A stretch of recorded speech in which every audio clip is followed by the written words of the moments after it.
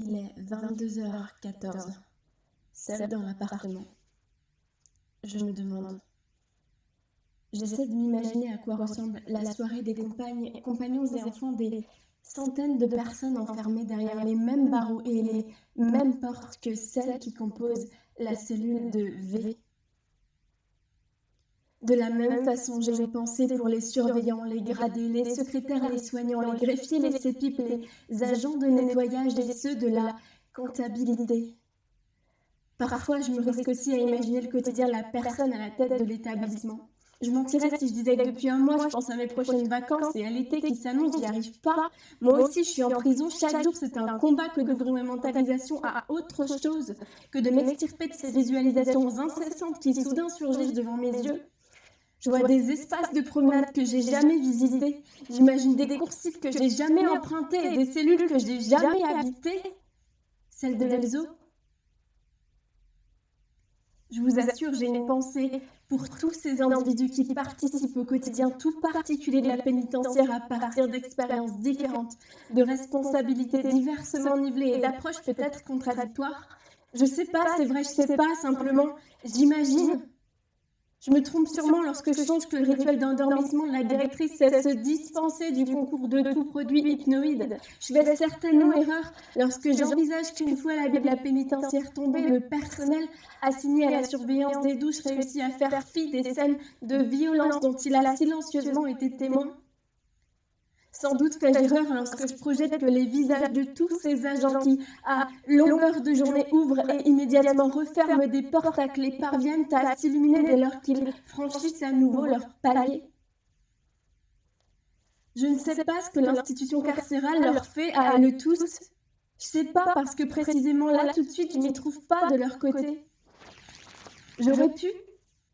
À consulter mon CV, c'était sans doute même bien davantage prévisible que je porte un de leur uniforme ou qui sait qu'un jour même je me pars du statut de l'autorité, ce statut-là qui justement n'a pas pour se faire reconnaître et respecter le besoin de le revêtir, cet accoutrement en bleu et noir estampillé administration pénitentiaire. Moi aussi, je suis derrière les barreaux. C'est presque si j'entends pas les portes claquer et les clés dans les serrures tourner et retourner. Moi aussi, j'ai envie de crier. C'est dur de pas vous en vouloir, madame la pénitentiaire. Je vous assure que j'essaie de chercher du sens à tout ça. Malgré mon background intellectuel ou politique plutôt carrément à gauche et ma posture de désormais proche de détenu, j'estime jusqu'à présent ne pas non plus avoir versé dans une logique de rationalisation de la délinquance conduisant à minimiser les actes délictuels, même ceux de V. Vous voyez bien, je sais parler comme vous. En grandissant, j'ai le privilège de correctement intérioriser les lois et la nécessité de se plier à l'autorité de leurs représentants, d'associer à l'image des forces de l'ordre une idée de protection plutôt que de répression et de développer en tant que continuatrice d'une famille toute récemment moyennisée une peur du déclassement qui se caractérise par le scrupuleux respect des protocoles administratifs quadrillant notre société. Je suis pas issue d'une même idée sociale que la plupart de vos résidents temporaires, mais pourtant, moi aussi, le 12 avril, j'ai été condamnée.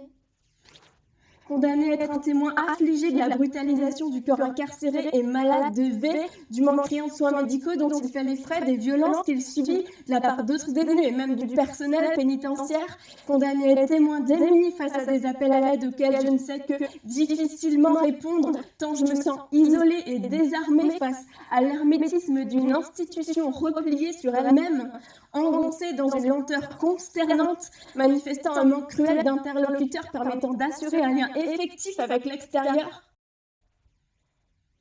Et je dis tout ça alors même que j'ai l'immense chance de me trouver soutenue, accompagnée et de posséder des ressources internes jusqu'alors suffisamment puissantes pour transformer ma colère, ma tristesse et ma frustration en énergie motrice, de sorte qu'elle ne me grignote pas de l'intérieur. Parce que le pire dans tout ça, c'est même pas la violence des mots, des menaces, des coups ou des refus de soigner. Le pire, c'est l'omerta généralisée, cette résignation qui semble avoir contaminé tout un faisceau de membres de la société. C'est ça qui me fait peur, moi. A priori, j'ai toujours cru dans les lois, j'ai toujours cru en le droit, en la possibilité d'obtenir écoute, soutien et réparation après un préjudice. J'y ai toujours cru, Madame la République, je vous jure. J'ai sincèrement toujours pensé qu'une injustice dans notre pays ne saurait subsister dès lors qu'elle est signalée aux autorités.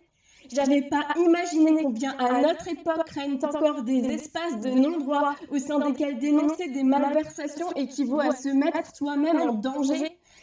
S'il y a un apprentissage que l'on fait très tôt au contact de l'institution paix, c'est celui-là.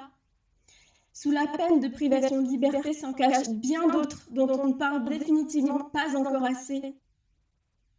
C'est pas seulement V, sa santé physique, mentale et émotionnelle que j'ai peur de voir s'abîmer dans cette histoire pénale.